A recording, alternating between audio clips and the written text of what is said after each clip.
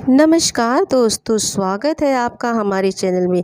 आज आपके समक्ष अक्षय तृतीया का व्रत कथा महत्व आपके समक्ष प्रस्तुत कर रही हूँ। हिंदू धर्म में वैशाख मास के शुक्ल पक्ष की तृतीया का विशेष महत्व बताया गया है। देश भर में इसे अक्षय तृतीया के पर्व के रूप में धूमधाम से मनाया जाता है। पौराणिक ग्रंथों के अनुसार इस दिन जो भी शुभ कार्य किए जाते हैं उनका अक्षय फल मिलता है। इसी कारण से इसे अक्षय तृतीया कहा जाता है। इस दिन आप जो चीज़ खरीद कर लाते हैं उसमें अक्षय वृद्धि होती है। इस दिन सोना खरीदना बहुत ही शुभ माना जाता है। अक्षय तृतीया के दिन सोना चांदी खरीदना शुभ माना जाता है।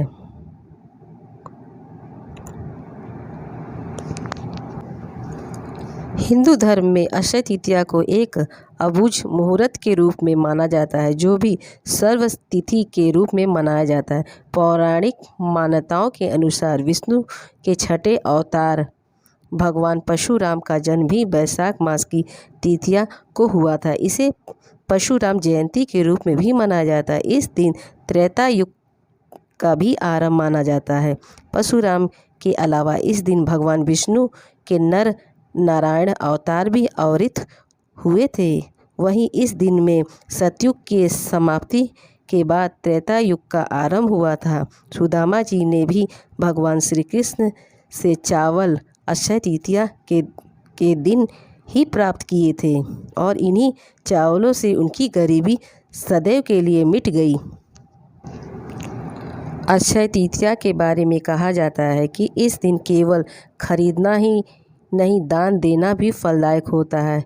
यानी भागवत कृपा से दान करने वाले को अक्षय फल की प्राप्ति के साथ पुष्प मिलता है। इसके साथ ही कुछ लोग इस दिन उपवास भी रखते हैं और माँ लक्ष्मी की पूजा करते हैं। माना जाता है कि इस दिन घर में चावल और मखाने मेवा की खीर बनाकर माँ लक्ष्मी को भोग लगाने से उनके घर में साल भर समृद्धि बनी रहती है। इस दिन किए कर्म आपके फल की प्राप्ति होती है, इसलिए आपको इस दिन कोई बुरा काम नहीं करना चाहिए।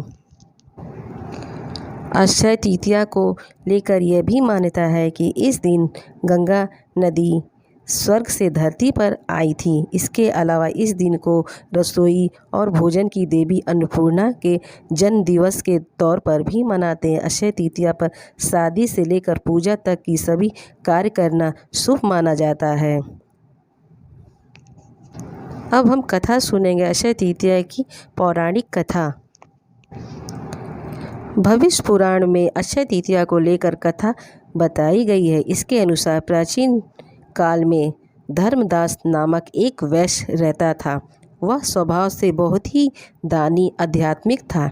एक दिन धर्मदास ने अक्षय तृतीया के बारे में सुना कि वैशाख शुक्ल की तिथि को देवताओं का पूजन व ब्राह्मणों को दिया हुआ दान अक्षय हो जाता है। फिर उसे भी गंगा स्नान किया और अक्षय तृतीया के अवसर पर ब्राह्मणों को विधि विधान से पूजा कर सत्तू, दही, चना, गुड़, गेहूँ, ईख, खंड आदि श्रद्धा से दान दिया।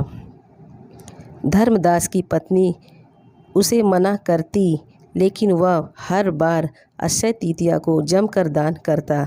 कुछ समय बाद उसकी मृत्यु हो गई और फिर कुछ दिनों बाद उसका पुनः जन्म द्वारका के कुशवती नगर में राजा के रूप में माना जाता है। पूर्व जन्म के किए हुए दान के प्रताप से ही उसे राजयोग मिला, वह राजा बना। जय हो अक्षय तृतीया की।